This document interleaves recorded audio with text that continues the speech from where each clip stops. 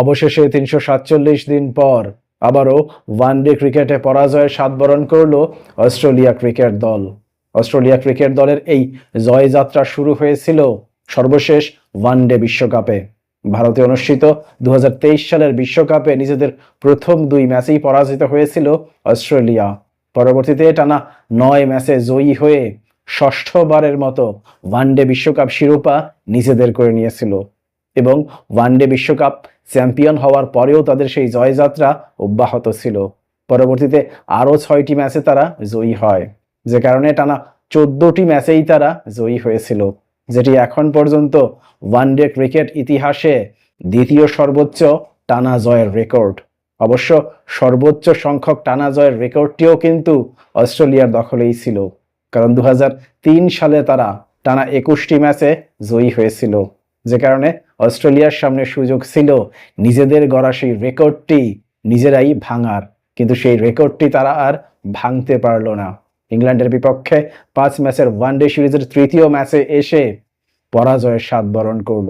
আগের ২ ম্যাচে জয়ী হয়ে ইতিমধ্যে ২-০ ব্যবধানে এগিয়ে গিয়েছিল অস্ট্রেলিয়া এবং আজকের এই পরাজয়ের কারণে ৫ ম্যাচের এই সিরিজে তৃতীয় ম্যাচ শেষে ২-১ ব্যবধানে এগিয়ে রইল অস্ট্রেলিয়া।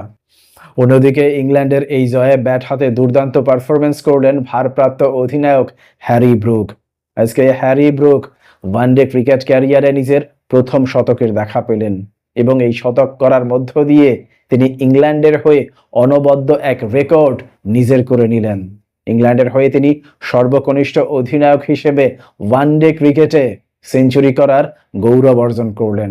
আজকের দিনে তার বয়স ছিল ২৫ বছর ২১৫ দিন এবং আজকে এই অনবদ্য সেঞ্চুরি করার মধ্য দিয়ে তিনি পেছনে ফেললেন অ্যালিস্টার কুককে, যিনি ২৬ বছর ১৯০ দিন বয়সে সেঞ্চুরি করে এতদিন ইংল্যান্ডের হয়ে ওয়ানডে ক্রিকেটে সর্বকনিষ্ঠ সেঞ্চুরির রেকর্ডটি নিজের করে নিয়েছিলেন। বলে রাখা ভালো, নিয়মিত অধিনায়ক জশ বাটলারের ইনজুরির কারণে এই সিরিজে ইংল্যান্ড দলকে নেতৃত্ব দিচ্ছেন ২৫ বছর বয়সী হ্যারি ব্রুক। আমরা যদি ঘটনাবহুল আজকের এই ম্যাচের দিকে তাকাই, তাহলে দেখতে পাই আজকের এই ম্যাচে শুরুতেই টসে জয়ী হয়েছিল ইংল্যান্ড এবং টসে জয়ী হওয়ার পর তারা অস্ট্রেলিয়াকে ব্যাটিংয়ের আমন্ত্রণ জানায়। ব্যাটিং করতে নামার পর অস্ট্রেলিয়া নির্ধারিত ৫০ ওভার শেষে ৭ উইকেটের বিনিময়ে ৩০৪ রানের একটা সংগ্রহ দাঁড় করাতে সক্ষম হয়। দলের পক্ষে সর্বোচ্চ সংগ্রহ করেন wicket keeper batter Alex Carey, যিনি ৬৫ বল মোকাবেলা করে ৭৭ রানের একটা কার্যকর ইনিংস খেলেন, যেখানে ৭টি চারের মার ছিল এবং ১টি ছক্কার মার ছিল। দ্বিতীয় সর্বোচ্চ রান সংগ্রাহক ছিলেন স্টিভেন স্মিথ, যিনি ৮২ বল মোকাবেলা করে ৬০ রান করেন। তার এই ইনিংসে ৫টি চারের মার ছিল। অন্যদিকে ইংল্যান্ডের হয়ে জফরা আর্চার ৬৭ রানের বিনিময়ে ২টি উইকেট শিকার করেন এবং ব্রাইডন কার্স ৫৫ রানের বিনিময়ে ১টি উইকেট শিকার করেন। পরবর্তীতে ৩০৫ রানের জয়ের লক্ষ্যে ব্যাটিং করতে নামার পর শুরুতেই বড় ধরনের একটা ধাক্কা খেয়েছিল ইংল্যান্ড, কারণ ১১ রানের মধ্যেই তারা ২ উইকেট হারিয়ে বসে। ১১ রানের মধ্যেই তারা ফিল সল্ট এবং বেন ডাকেটের উইকেট হারায়।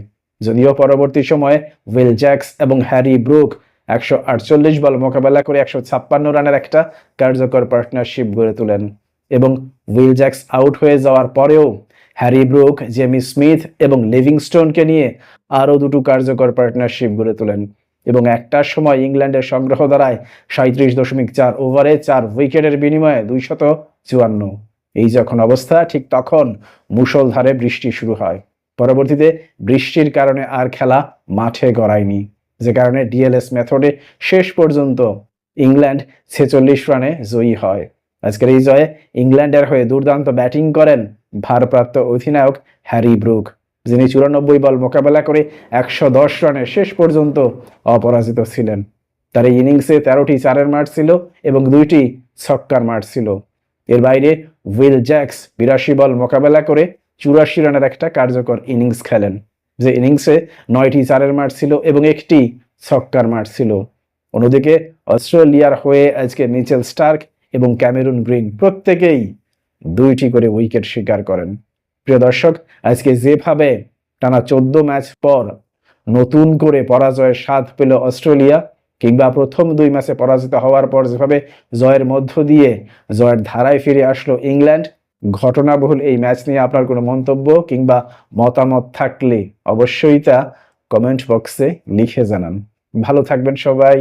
আল্লাহ হাফেজ।